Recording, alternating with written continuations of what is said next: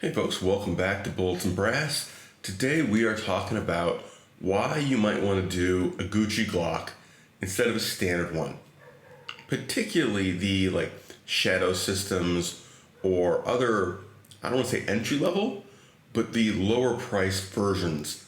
When you don't really need all the fancy stuff, you just want something that fixes some of the basic problems with a factory Glock. And they're not problems for what it was intended for. They're problems when it's used in the civilian world and you want to shoot a lot. Now, I'm going to put up some pictures, but essentially, when people talk about Glock Bite, they're not really talking about this area. Most people don't get bitten here. It's not the length of the beaver tail so much as the shape and the height of it. It happens for a lot of people. And yes, you can try to train yourself to hold the gun differently. You can fight with it, you can mess with it. But the real answer is have a frame that was designed for adult-sized hands that doesn't do that. It's not difficult. Every freaking Gucci Glock company that makes their own frame has solved this problem. Like a 32nd of an inch does it. At most a 16th. It is not a problem. You lower the person's grip just a hair. I think it's a stupid issue to have. I think that the factory Glocks should have fixed this decades ago. They keep flirting with the problem, but they don't want to admit they've actually got a problem, so they don't just change the height. We're literally talking about moving the back of your grip down just a hair, but that would change the grip angle just slightly. That would change your position on the trigger just slightly.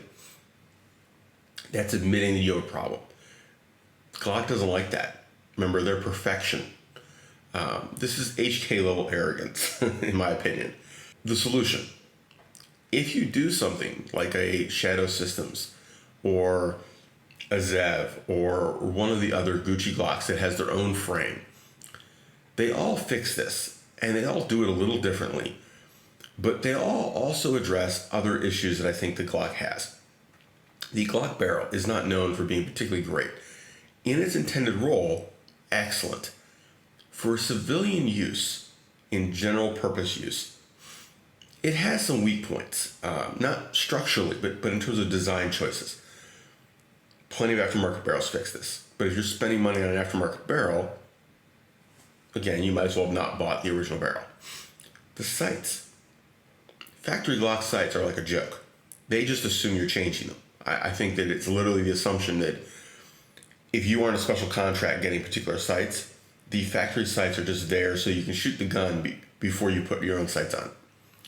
And again, if you're putting money into that, you might as well put money into that to start with. The factory trigger.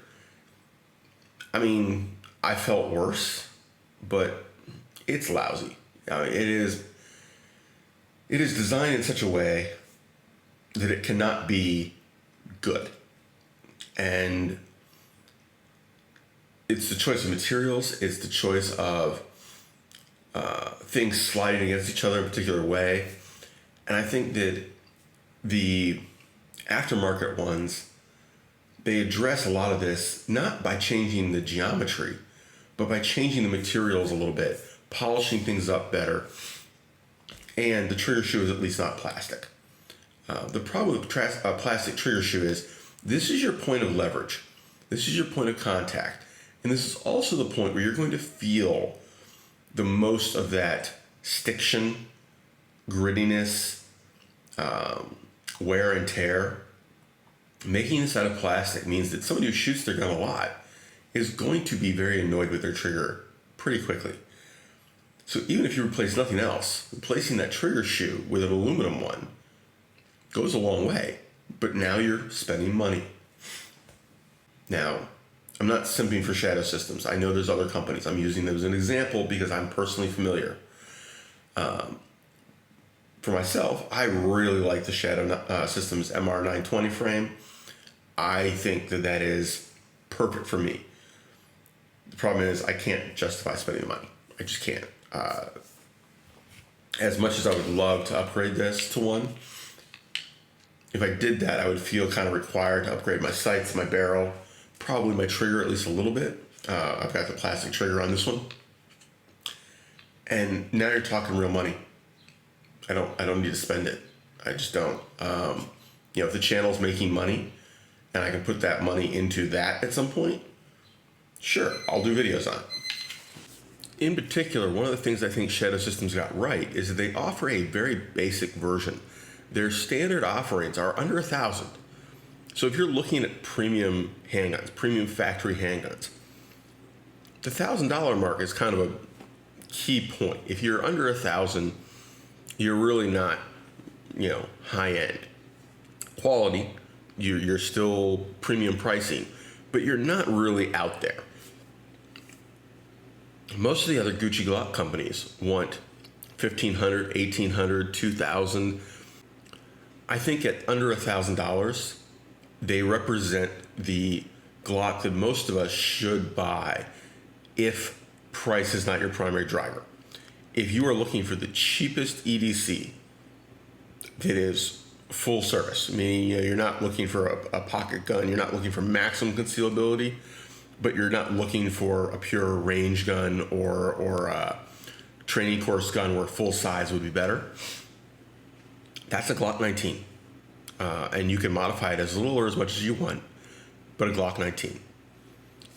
If you're looking for the best Glock 19 format gun under $1,000, that seems to be the Shadow Systems.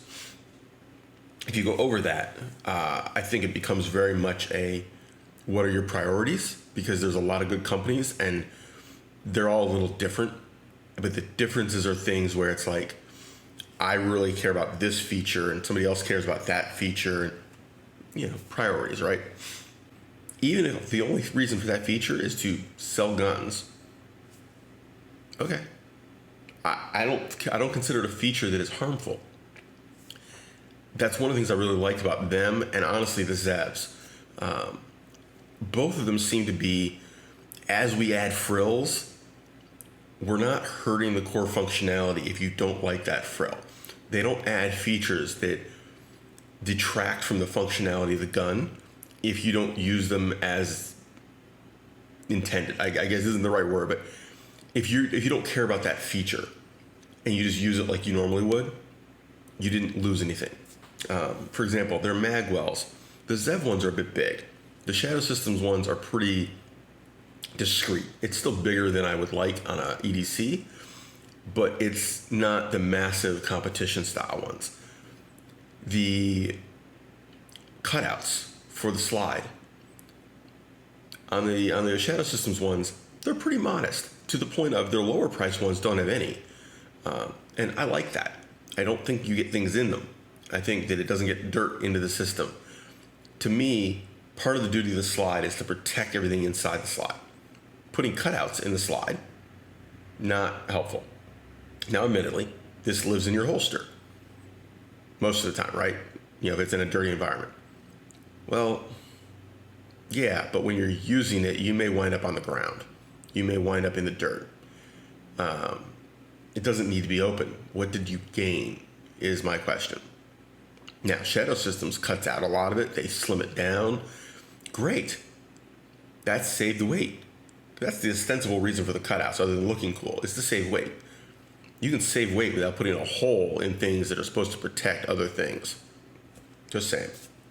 Anyway, I'm going to cut this off here. Hopefully I got some video today at work, or at least some still pictures to show the various things I liked and didn't like, and I will put those into the video in various spots.